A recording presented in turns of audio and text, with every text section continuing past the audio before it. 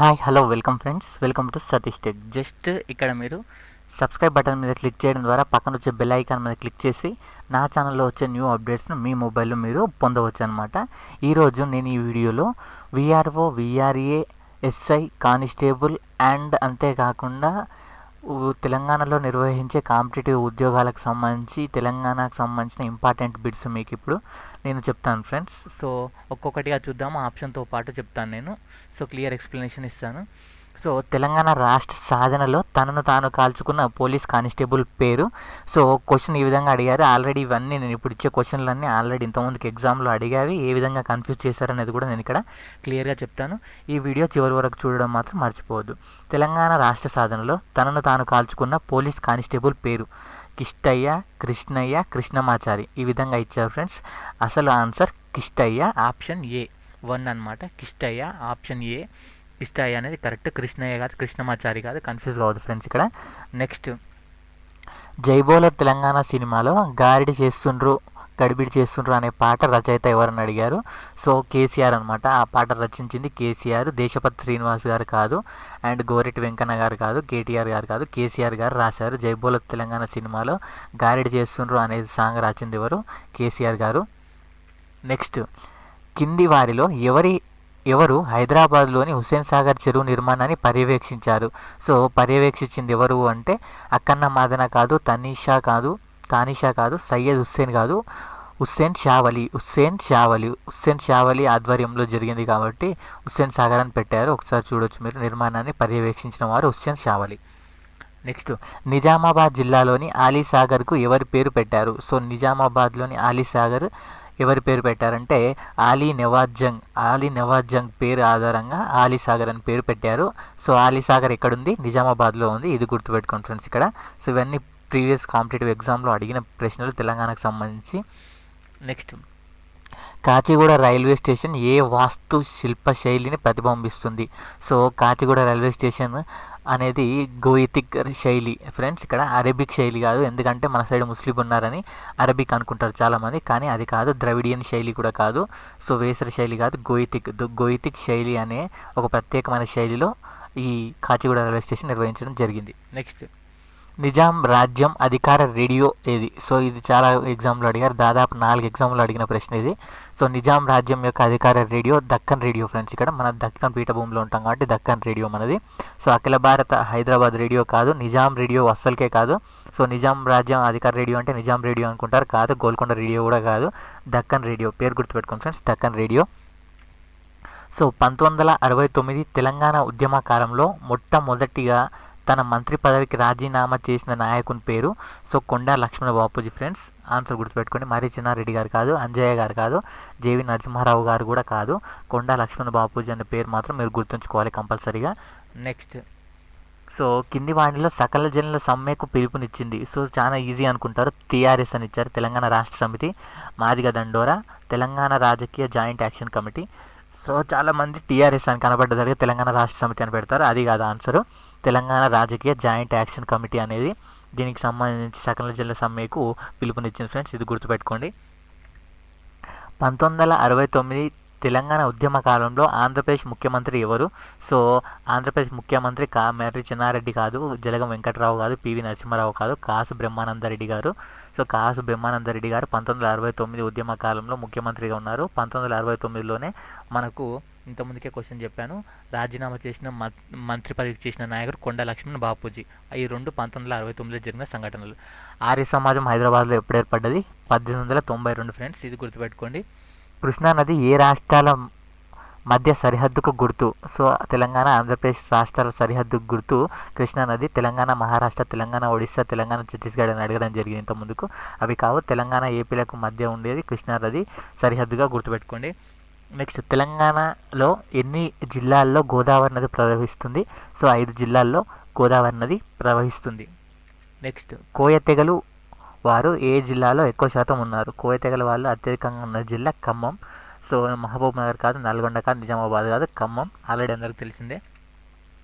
So బాలసంతులు, తెలంగాణలో బాలసంతులు ఒక నృత్య రూపకమా, కుల సమూహమా? తెలంగాణ బాల కళాకారుల ఆదిలాబాద్లోని ఒక నడి అన్నారు. సో బాలసంతులు అనేది ఒక కుల సమూహారం అనేది గుర్తుపెట్టుకోండి. సో ఫ్రెండ్స్, కోయిల్ సాగర్ నీటిపారుదల ప్రాజెక్ట్ ఎక్కడుంది? కోయిల్ సాగర్ ఆల్రెడీ అందరికీ తెలిసిన విషయమే, మహబూబ్ నగర్లో ఉంది.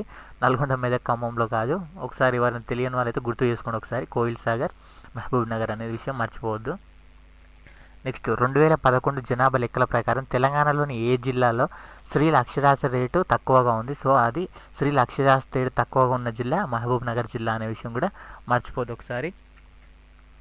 తెలంగాణ జిల్లాల్లో ఏ జిల్లాలో లింగ నిష్పత్తి చాలా తక్కువగా ఉంది? లింగ నిష్పత్తి తక్కువగా ఉన్న జిల్లా హైదరాబాద్ జిల్లా, అది గుర్తుంచుకోండి. సో రంగారెడ్డి, మహబూబ్ నగర్, నల్గొండ కాదు, హైదరాబాద్ డిస్టిక్లో లింగ నిష్పత్తి తక్కువగా ఉంది. వీర తెలంగాణ సినిమా దర్శకుడు ఎవరు? సో దాసరి నారాయణరావు కాదు, ఆర్ నారాయణమూర్తి గారు. బి నరసింహారావు గారు, మృణాల్ సేన్ అంచారు. దాసరి నారాయణరావు గారు కాదు, ఆర్ నారాయణమూర్తి గారు. ఆర్ నారాయణమూర్తి గారు వీర తెలంగాణ సినిమా దర్శకుడు. నెక్స్ట్ షోయబుల్లా ఖాన్ సంపాదకత్వంలో వెలువడిన వార్తాపత్రిక ఇమ్రోజ్ పత్రిక. సో భాగ్యనగర్ పత్రిక కాదు, దక్కన్ క్రానికల్ కాదు, రయ్యాత్ కాదు, ఇమ్రోజ్ పత్రిక షోయబుల్లా ఖాన్ నాయకత్వంలో సంపాదకత్వంలో వెలువడిన పత్రిక ఇది. హైదరాబాద్లోని జలదృశ్యం అనేది దేనికి పేరు? సో ఒక భవనం పేరా, వాటర్ పార్క్ పేరా, నీటి ప్రాజెక్టు పేరా, జింకల పార్క్ పేరా? సో జలదృశ్యం అనేది ఒక భవనం పేరు అన్నమాట. సో వాటర్కి సంబంధించిన భవనం ఇది. సో జలదృశ్యం అనేది ఒక భవనం పేరు అనే విషయం గుర్తుంచుకోండి. రామప్ప దేవాలయానికి ఎవరు పేరు పెట్టారు? రామప్ప అనే పాలకుందా, రామప్ప అనే పంతులదా, రామప్ప అనే శిల్పిదా, రామప్ప అనే శ్రీరామ ప్రభు అని అడిగారు. సో రామప్ప శిల్పిది. మిమ్మల్ని కన్ఫ్యూజ్ చేయడానికి ఈ విధంగా ఎగ్జామ్లో అడగడం జరుగుతుంది. రామప్ప అనే శిల్పి, తొందరపడకండి. నెక్స్ట్ సికింద్రాబాద్ బోనాలు వండిన ఆహారం ఎవరికి సమర్పిస్తారు? సో కలకత్తా కాళిక, ఉజ్జయిని మహంకాళిక, రేణిక ఎల్లమ్మక, పెద్దమ్మక అనేది. సికింద్రా బోనాల్లో వండిన అన్నంను ఉజ్జయిని మహంకాళికి సమర్పిస్తారు. ఈ విషయము గుర్తుంచుకోండి. ఆంధ్రప్రదేశ్ అవతరణ తర్వాత హైదరాబాద్ మున్సిపల్ కార్పొరేషన్కు మొదటి మేయర్ ఎవరు? ఇది ఏపీ తెలంగాణ అవతరణ తర్వాత కాదు ఫ్రెండ్స్, ఆంధ్రప్రదేశ్ అవతరణ తర్వాత హైదరాబాద్ మున్సిపల్ కార్పొరేషన్ కృష్ణస్వామి ముదిరాజు గారు. ఈ విషయం గుర్తుంచుకోండి, కృష్ణస్వామి ముదిరాజు గారు. నెక్స్ట్ మాజీ ప్రధాని పివి నరసింహారావు గారి ఆత్మకథ. సో పివి నరసింహారావు గారి ఆత్మకథ లోపలి మనిషి. సో ఇన్సైడర్ అనే రచన రాశారు. సో వెలుపలి మనిషి, మంచి మనిషి, మనిషిలో మనిషి, లోపలి మనిషి అని ఇచ్చారు. సో లోపలి మనిషి ఇన్సైడ్ మ్యాన్ అనమాట. ఓకేనా, అది గుర్తుంచుకోండి. లోపలి మనిషి. టీ హబ్ అంటే తెలంగాణలో టీ హబ్ ఉంది కదా ఫ్రెండ్స్. టీ హబ్ అనేది తెలంగాణ ప్రభుత్వం కొత్త కంపెనీల స్థాపనకు సహాయం చేసే ఒక టెక్ ఇంక్యుబేటర్ అనమాట. సో ఫ్రెండ్స్, కొత్త కంపెనీలు ఎవరంటే ఒక 20 రోజుల్లోనే వాళ్ళకి అన్ని రకాల అంటే అన్ని భూమి, వాటర్, కరెంట్ అన్ని ఫెసిలిటీస్ కల్పించేది టీ హబ్ అనమాట. ఇది గుర్తుంచుకోండి ఫ్రెండ్స్. నెక్స్ట్ తెలంగాణలో టీఎస్టీఎస్ అనే సంస్థ దేనికి సంబంధించింది? టీఎస్ అంటే తెలంగాణ ఫస్ట్ 2 అక్షరాలు తెలుసు. నెక్స్ట్ టీఎక్స్ అంటే technology sources, tourism services, technology services, teacher services అని ఉంది. సో దాని answer technology services. Telangana technology services. TSTS అంటే టెక్నాలజీ సర్వీసెస్, టెక్నాలజీ సోర్సెస్ కాదు, టెక్నాలజీ సర్వీసెస్. ఇది గుర్తుంచుకోండి. తెలంగాణ ప్రభుత్వం వృద్ధాప్య పెన్షన్ పేరు ఆసరా. భరోసా కాదు, సహాయ కాదు, పునరావాస కాదు, ఆసరా పెన్షన్. గుర్తుంచుకోండి. 2011 జనాభా లెక్కల ప్రకారం రాష్ట్ర జనసాంద్రత. సో ఫ్రెండ్స్, కొన్ని బుక్స్లో 307 ఉంది, కొన్ని బుక్స్లో 306 ఉంది. సో ఇది మాత్రం గుర్తుంచుకోండి, 306 అనేది ఇంతకుముందు ఎగ్జామ్లో కరెక్ట్గా ఇచ్చారు. 307 కూడా ఉంది కొన్ని బుక్స్లో, టెక్స్ట్ బుక్స్లో కూడా. ఒకసారి మీరు అది గమనించుకోవాల్సిన విషయం ఇది. నెక్స్ట్ మొత్తం జిల్లా జనాభాలో గిరిజన జనాభా ఎక్కువగా ఉన్న జిల్లా. మొత్తం జిల్లా జనాభాలో జనాభా ఎక్కువగా ఉన్న జిల్లా, గిరిజనులు ఎక్కువగా ఉన్న జిల్లా ఖమ్మం జిల్లా. ఓకేనా, ఇది గుర్తుంచుకోండి ఒకసారి.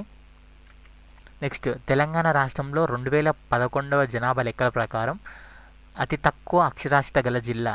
యాజ్ పర్ 2011 క్యాన్సర్స్ lowest literacy rate district in Telangana state Mahabubnagar. ఓకేనా ఫ్రెండ్స్, మహిళా సాక్షరత తక్కువగా ఉన్న జిల్లా. నెక్స్ట్ అతి తక్కువ అక్షరాస్యత ఉన్న జిల్లా మహబూబ్ నగర్ జిల్లా. ఈ విషయం గుర్తుంచుకోండి. నెక్స్ట్ తెలంగాణ ప్రాంతంలో బుడుబుంగ అని దీనిని అంటారు. సో బుడుబుంగ అనేది ఒక చెట్ట, పక్ష, రకమైన కుండ, పండ అని అడిగారు. సో బుడుబుంగ అనేది ఒక రకమైన పక్షి, తెలంగాణ ప్రాంతంలో ఉన్న ఒక పక్షి పేరు అనమాట బుడుబుంగ అనేది. నెక్స్ట్ ఎవరి పేరున సికింద్రాబాద్ ఏర్పడ్డది? సికింద్రాబాద్ అన్న పేరు సికింద్ర పాషానా, సికిందర్ భక్త, సికిందర్ జానా, సికిందర్ లోడే అడిగారు.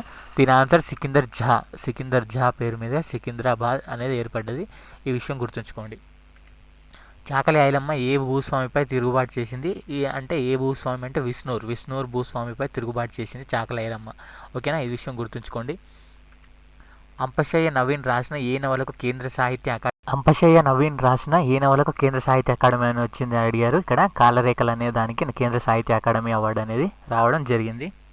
నెక్స్ట్, తెలంగాణ ప్రాంతంలో ఉన్న దేవదాసి జోగిని వ్యవస్థ ఈ కింది ప్రాథమిక హక్కులు దేని ఉల్లంఘిస్తుంది అంటే పీడనాన్ని నిరోధించే హక్కును ఉల్లంఘిస్తుంది. సో దేవదాసి వ్యవస్థ అనేది పీడన నిరోధ హక్కును ఉల్లంఘిస్తుంది. సో మత స్వాతంత్ర హక్కు కాదు, సమానత్వం కాదు, జీవించే వ్యక్తిగత స్వేచ్ఛ హక్కు కాదు, పీడన నిరోధన హక్కు. సో పీడన నిరోధ హక్కును ఉల్లంఘిస్తుంది అనమాట. నెక్స్ట్, తెలంగాణ సాయుధ రైతాంగ పోరాటంలో దాశరథి రంగాచార్య రచించిన నవల గంగు, ప్రజల మనిషి, చీకటి రోజులు, జనపదం ఇవన్నీ దాశరథి రంగాచార్య రచనలే అయినప్పటికీ తెలంగాణ సాయుధ రైతాంగ పోరాటం సమయంలో రాసింది జనపదం అనే ఒక నవలను ఈయన రాశారు. ఎవరు? దాశరథి రంగాచార్య గారు. నెక్స్ట్, జయ జయ హే తెలంగాణ అనే ప్రఖ్యాత గేయాన్ని రాసిన కవి అందరికీ తెలుసు, అందశ్రీ గారు. సో ఈ విషయం అందరికీ గుర్తుందని అనుకుంటున్నాను. కొమరవెల్లి మల్లన్న దేవాలయం ఎక్కడుంది? సో కొమరవెల్లి మల్లన్న ఆల్రెడీ అందరికీ తెలుసు, వరంగల్. ఇప్పుడు ప్రస్తుతం అయితే కొత్త డిస్టిక్లో అయితే సిద్దిపేట అనే డిస్టిక్లో కొమరవెల్లి మల్లన్న దేవాలయం అనేది ఉంది, ఇది గుర్తుంచుకోండి. సో 1979 తెలుగు జాతీయ ఉత్తమ సినిమా ఎంపికైన నిమజ్జనం దర్శకుడు కరీంనగర్ జిల్లా చెందినవాడు, ఆయన పేరు. సో ఈ విధంగా పాత క్వశ్చన్లు కూడా అడుగుతున్నారు, సో ఇది గుర్తుంచుకోండి. బిఎస్ నారాయణ గారు. సో 1979 తెలుగు జాతీయ ఉత్తమ సినిమాకి ఎంపికైన నిమజ్జనం సినిమా దర్శకుడు, ఈయన కరీంనగర్ జిల్లాకు చెందిన వ్యక్తి. సో కాకతీయుల కాలం నాటి ప్రఖ్యాత నృత్యం అందరికీ తెలుసు, పేరిని. సో యక్షగానం కాదు ఫ్రెండ్స్, కాకతీ కేలి కాదు, సో చిందు కాదు. సో చాలామంది కాకతీయుల కాలం అంటే కాకతీ కేలి అని పెడతారు, అది తప్ప ఆన్సర్. పేరిని శివతాండవం అనేది కాకతీయుల కాలంలో ప్రఖ్యాత నృత్యం పేరు. తెలంగాణ పల్లెలో గంగాలం దేనికి ఉపయోగిస్తారు? గంగాలం అంటే వంట చేయడానికి, ధాన్యం కొలవడానికి, నీళ్లు ఉంచడానికి ఉపయోగించుకునేది అనమాట. దీన్ని గంగాలం అంటారు. సో ఇది ఒక బాత్ టబ్ లాగా అనమాట. సో ఫ్రెండ్స్, నెక్స్ట్ ఇది ఫ్రెండ్స్ ఈ వీడియోలో. మరిన్ని వీడియోస్ కొరకు నా ఛానల్ని సబ్స్క్రైబ్ చేసుకోండి. ఇలాంటి రకరకాల ఉద్యోగాల గురించి నోటిఫికేషన్స్తో పాటు మీకు ఉపయోగపడే జీకే, కరెంట్ అఫైర్స్ విషయాలు కూడా నేను ఇక్కడ తెలియజేస్తాను. ఉద్యోగాల నోటిఫికేషన్ వచ్చినప్పుడు చెప్తాను. ఈ వీడియో నచ్చినట్లయితే ఒక లైక్ చేయడం మర్చిపోవద్దు. మీకు దీంట్లో ఏమైనా తప్పులు అనిపిస్తే కింద కామెంట్ బాక్స్లో వేయండి, నేను దానికి సమాధానం ఇస్తాను. Thank you very much friends watching this video. Please share this video with your friends if you think it is helpful. Thank you.